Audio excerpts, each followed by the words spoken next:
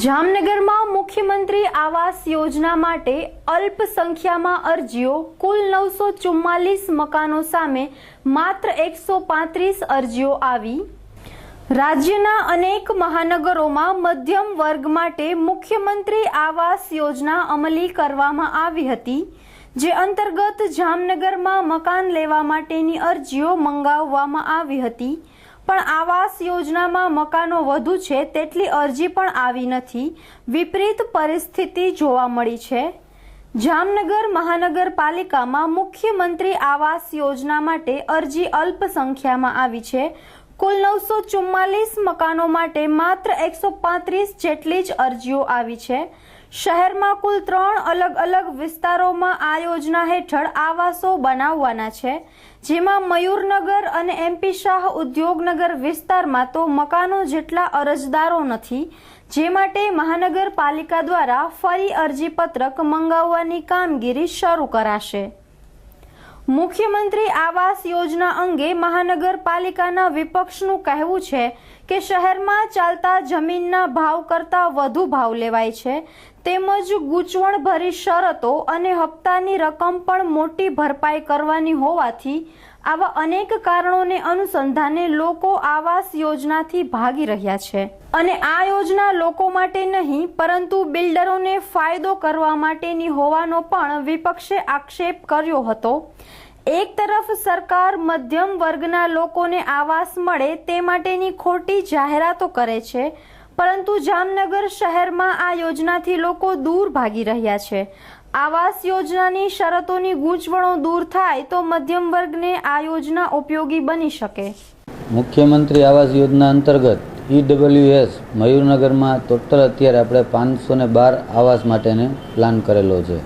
તેની અંદર અત્યારે 379 ફોર્મ આવેલા છે અને LIG1 જે LIG1 છે MP શાહ ઉદ્યોગનગરની બાજુમાં બનાવવામાં આવવાના છે। તેની અંદર ટોટલ 944 ફ્લેટ બનાવવાના છે। એની અંદર અત્યારે હાલ અરજી છે એ 150 સમથિંગ આવેલી છે। LIG2 જે સત્યમ કોલોની રોડ ઉપર જે LIG2 બનાવવાના છે એમાં 312 ફ્લેટ બનાવવાના છે।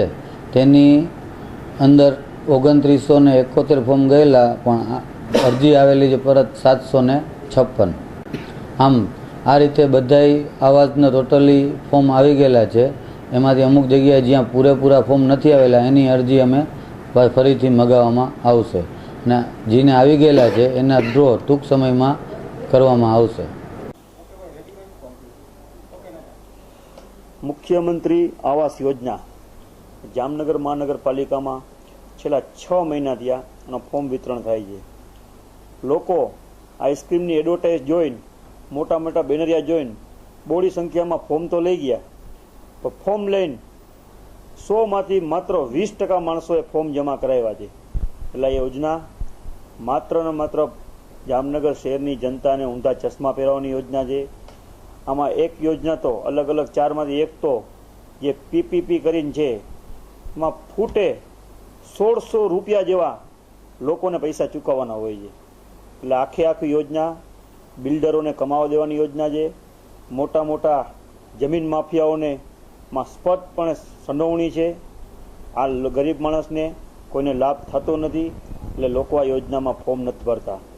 વિરોધ પક્ષનું સ્પષ્ટપણે એવું માનવાનું છે કે આ ભૂમાફિયાઓ, મોટા બિલ્ડરો અને સત્તાધારી પક્ષની પણ આમાં સંડોવણી છે। એટલે મોટા બિલ્ડરોને આ યોજનામાં લાભ અપાવવાની વાત છે, કોઈ ગરીબ માણસને આમાં લાભ નથી મળતો। એના કારણે જ જામનગર શહેરના જનતાને આ યોજનાનો લાભ લેવામાં રસ નથી, ફોર્મ ભરવામાં રસ નથી। જે રેગ્યુલર મકાનના ભાવ હાલે છે એના કરતાં પણ વધારે આવાસ યોજનામાં મકાનોના ભાવ છે। એટલે આ મુખ્યમંત્રી આવાસ યોજના એકદમ સરકારની નિષ્ફળ યોજના છે, આમાં કોઈ માણસોને રસ નથી।